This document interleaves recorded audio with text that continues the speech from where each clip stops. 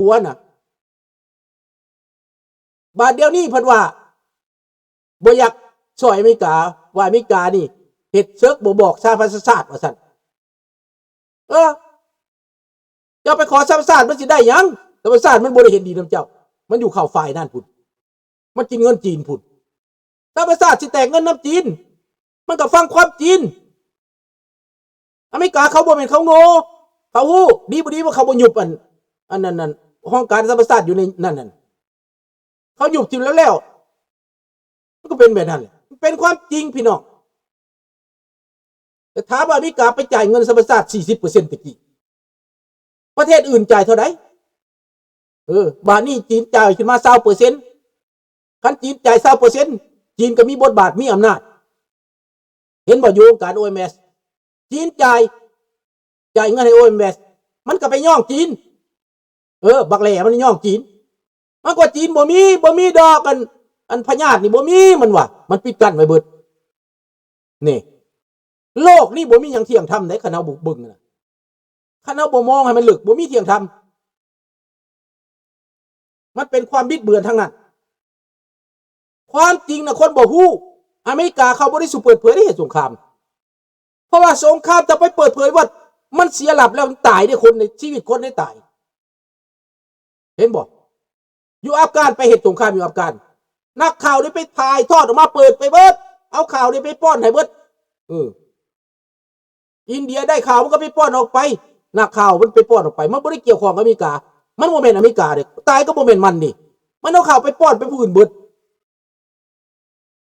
เห็นบ่นักข่าวนี่ก็บ่ได้ดีบ่ได้ปัญหากินสำหรับปากมันแต่ว่าสุดท้ายแล้วมันบ่ได้คำนึงถึงว่าเจ้าสิตายสิยังเจ้าสิมีผลกระทบเจ้าสิมีปัญหาบ่มันเอาไปเปิดเผยมันเอาไปป้อนให้เขามันได้เงินทั้งสองทางได้นักข่าวเนี่ยเฮาเชื่อบ่ได้นักข่าวนี่น่ะมันขายข่าวมันกินน้ำข่าวมันร่ำรวยน้ำข่าวมันบ่เป็นนักสู้เด้นักข่าวนี่ไปเปิดโปงเบิดทั้งสองด้านแต่ว่าได้เงินผู้ใดมันดีใจนำผู้นั้นเด้นี่แหละพี่น้องความจริงข้าพเจ้าก็ตอบไปแล้วที่พวกกันบ่ฮู้จักนะว่าอเมริกาจังซั่นอเมริกาจังซี่อเมริกาเขาเตรียมแผนเขาบ่ได้ให้เจ้าฮู้เขาปิดลับแม้แต่นักข่าวกองทัพนะเขายังบ่ได้สายออกมาน่ะเป็นหยังเพราะว่ามันเกี่ยวกับความมั่นคงความปลอดภัยของกองทัพเขากำลังเฮ็ดเวียกเจ้าสิไปถ่ายทอดออกมาเห็นวะนี่เจ้าเราเว้าซุ่ม4ซุ่ม5ไปเจ้าบ่จักแต่ไปเบิ่งข่าวภายในกองทัพเขานะแต่เจ้าฮู้จักนะเขาก็เปิดเผยให้อยู่น้อยนึงเขาก็เว้าแบบนี้แหละเขาเว้าบ่ให้เจ้าจับได้ดิอีตาถ้ำเราเว้ากับหน้ากับหลังเพื่อว่าเขาเฮาว่าถมหอยแบบผีกองก่อยนี่มันไปนี่มันเอาตีนปิ่นขึ้นหลังเด้ผู้ใดได้ยินนิทานผีกองก่อยบ่มันย่างมาตีนปิ่นขึ้นหลังเด้คันเจ้าสินำผีกองก่อยจะต้องนำหอยมันไปทางหน้ามันแทนที่มันกลับหลังเด้ตีนมันปิ่นขึ้นหลังเด้อันนี้เพิ่นตัวเฮาบ่ลือบอกผู้เฒ่าโบราณเว้าสบายที่ท่านวิสารผีกองก่อยย่างนะเอาตีนกลับหลังบาดนี้เจ้าไปซอกหาผีกองก่อยว่าสิไปนำขามันน่ะนะมันอยู่ไสทางมันย่างไปแล้วพุ่นมันไปทางหลังที่จริงว่าปิ่นตีนขึ้นหลังมันย่างนะมันบ่ปิ่นไปทางหน้าได้เวลาคนมานำมันจะบ่เห็นแม่นบ่ตาราแล้วว่าพวกเฒ่าตัวบ่ข่าวนั้นพวกตู้ตัวบ่ว้ายบักลาว่าซั่นผีกองก่อยนี่มันย่างตีนปิ่นกับหลังได้มันเอาเท่ามันปิ่นกับหลังแล้วจะสิไปซอกมันนี่อันจะสิไปซอกมันจะต้องไปทางหลังมันไปห้อยไปทางหน้าจะต้องไปทางหลังมันหลอกเจ้าได้อันนี้คือกันพอตู้ถ้ำจะเหมือนผีกองก่อยผีกองก่อยเราตัวห้อยเราได้เขาว่าหลึบห้อยหลึบทางเฮ็ดจังนึงข่อยก็ว่าไปจังนึงเพื่อว่าบ่ให้เจ้านำทันนักข่าวก็หัวปิ่นไปตีเจ้าแม่นบ่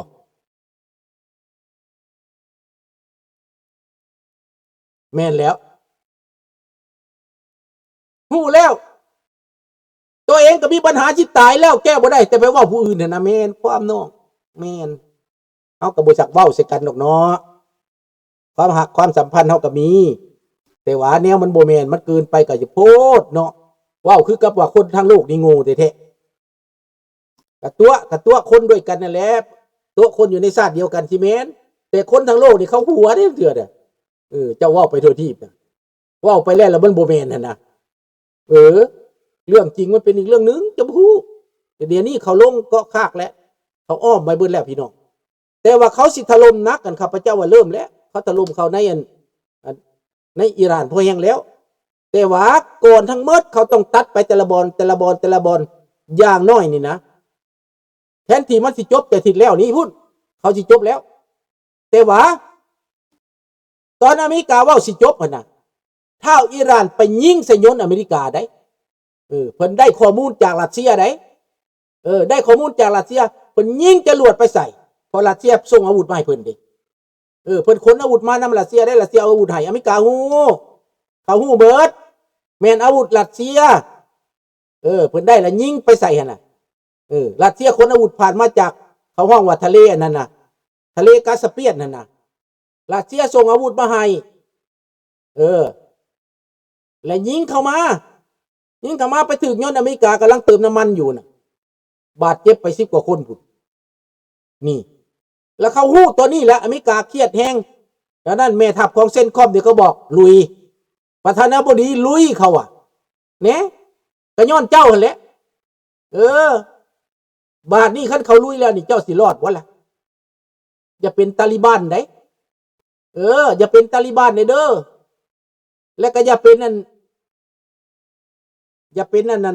เบลาเดนได้อย่าเป็นซาดัมได้เขาไปเอาในหู้ได้ไปจกเอาในหู้ได้พี่น้องนี่เอามากัดซ้ำนี่แหละพี่น้องมื้อนี้น่ะมาเว้าสู่ฟังเนาะข่าวอื่นๆเรื่องฮูตี้ประกาศสงครามน่ะข้าพเจ้าฮูตี้นี่หาเรื่องแหละต่อไปเสริมสงครามที่ซาอุเฮ็ดกับฮูตี้บ่สำเร็จนะซาอุเสียหายหลายย้อนว่าอิหร่านหนุน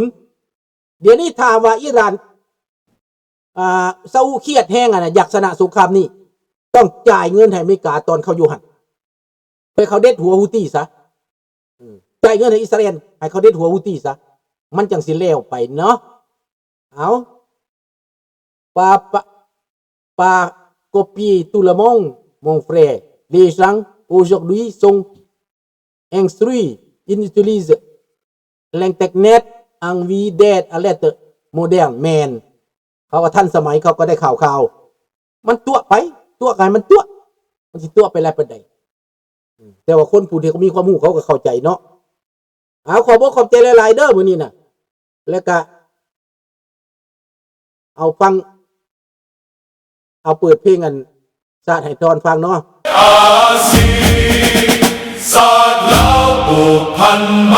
ตรีหวังสามัคคีฮักพ้องกันฮักศาสตร์ฮักประเทศเขาฮักเจ้าปกเกษา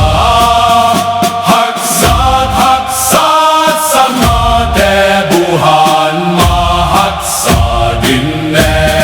นบ่ให้ศาสตร์ใครมาล้วนฮาวีอบอุ่นอย่าแย่งสิ่งเอาให้คืนเข้ามาลู่วุ่นวายสู้จนตัวตายต้านทานศัตรูสวยเสพสู้เลือดเนื้อเสพเมาฟื้นฟูผู้เอาบรรเทาทุกข์กันฮักศา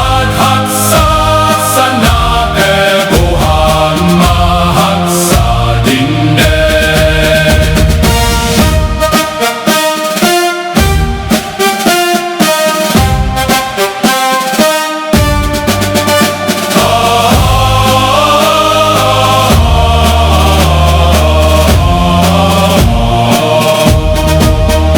บ่ให้ศาสตร์ใดมาล้วนฮาวีลบกวนหยาดแย่งสิ่งเอาให้คืนเข้ามาลู่วุ่นวายสู้จนตัวตายต้านทานศัตรูสวยเสพสู้เลือดเนื้อเสือทองฟรีฟูคู่เอาบรรเทาทุกข์กันสวยเสพสู้เลือดเนื้อเสือทอง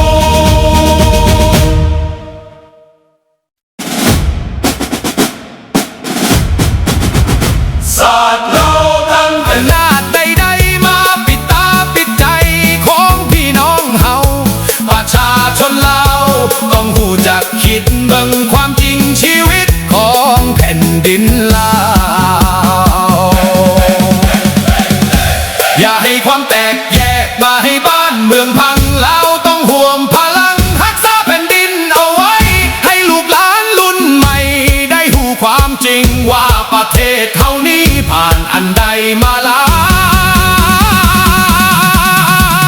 ยโอ้ยเด้เด้เด้เด้เสียงกลองดัง